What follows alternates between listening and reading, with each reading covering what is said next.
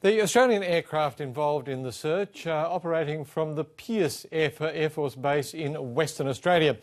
Jade Macmillan's there. And Jade, any good news at all? Terrible weather and difficult search conditions. Any good news at all from the search area today? Well, the Australian Maritime Safety Authority has just released a statement confirming that search operations for today have concluded and that there weren't any sightings. The first aircraft that left the Pearce base this morning, an RAAF Orion, has returned. That was the first one. We are expecting the others to arrive within the next few hours. Now, Flight Lieutenant Russell Adams was obviously on that first aircraft. He spoke to the media shortly after the plane landed. He said that conditions were better today than they were yesterday, that there wasn't any rain and that they did have very good visibility. So he said that while what they were looking for wasn't found today, he is now hopeful for the remainder of the search. We got out on station today and had really good weather actually. Compared to what we saw yesterday, the visibility was great. We had better than 10 kilometres visibility. There was no rain in the area. We've got a lot of hope, and if the conditions remain as they are, hopefully we'll find something soon. Flight Lieutenant Russell Adams there at Pearce Air Force Base. And Jade, no luck today. What are the plans for tomorrow?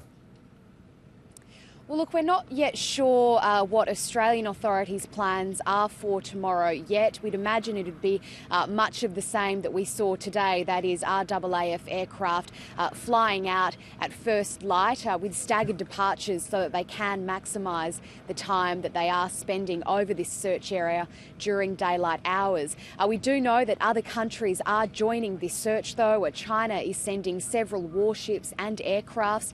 China also deployed an icebreaker that had been in Fremantle near Perth today, so that is now on its way to the search area, and Japan is also sending a couple of aircraft. We're also expecting the Acting Prime Minister Warren Truss to visit this airbase tomorrow. He said that he'll come here and meet with crews and the pilots who are part of this operation.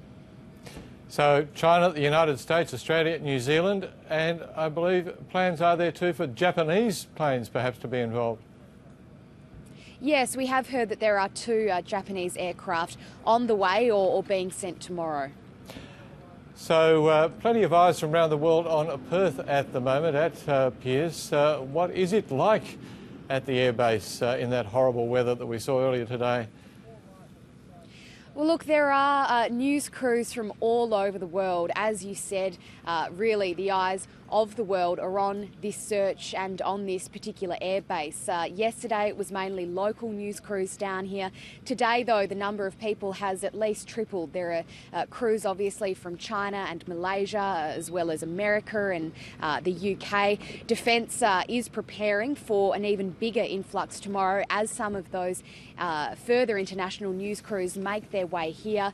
Today we were moved inside the base instead of out the front because there were safety concerns. There's a busy road that runs past here. Tomorrow I think they'll have to put even more plans in place. So certainly a lot of people streaming into Perth to keep an eye on this story. ABC reporter Jade Macmillan outside Pearce Air Force Base in Western Australia, Search Central.